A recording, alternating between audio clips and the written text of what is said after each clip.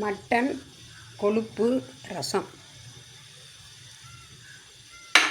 வெங்காயம், தக்காளி, மிளகாய், ஆட்டு கொழுப்பு.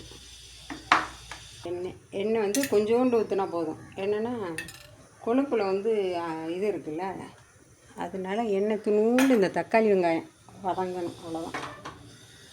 மிளகாய், தக்காளி, வெங்காயம் எல்லாத்தையும் போட்டு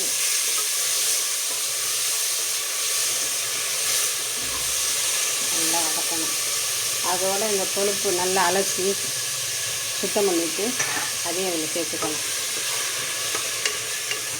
அப்படியே ஒரு 10 நிமிஷம் வதங்கினோன்னே வதங்கிடுச்சு.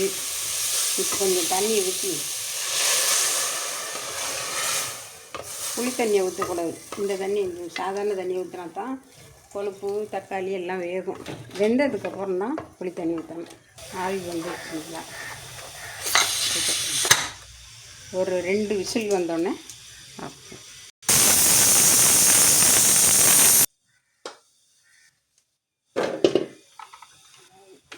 நல்லா சவுண்டு 2-3 சவுண்டு வந்துருச்சு.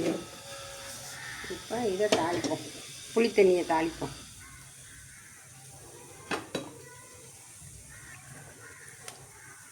புளி கரைச்சி இது பண்ணி வச்சுருக்கேன்.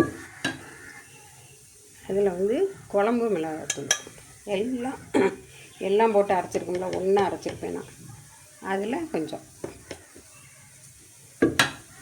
வேறு ஒன்றும் வேண்டாம், இதோட மஞ்சத்தூள் மட்டும் போட்டால் போதும். இப்போ தாளிக்கிறதுக்கு கொஞ்சோண்டு எண்ணெய், அது பொரியணும்ல. நம்ம இந்த வடகம், வெங்காய வடகம் பொரிச்சு, வெங்காய வடகத்தை போட்டு பொரிச்சிட்டு பொரிஞ்சிருச்சு. கருவேப்பிலை, இந்த புளி தண்ணியில் மிளகாத்தூள்லாம் போட்டுக்கோங்கள. சாதாரண ரசத்துக்கு இந்த மிளகாத்தூள் போட மாட்டோம், இதுக்கு போடுறது. கொஞ்சோண்டு மஞ்சத்தூள்,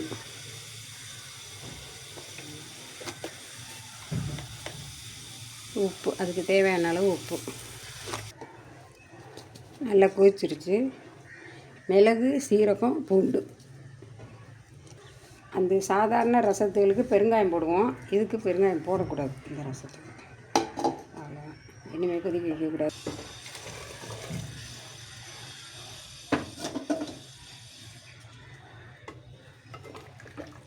நல்லா சேர்ந்துச்சு, அவ்வளோதான் ரசம்.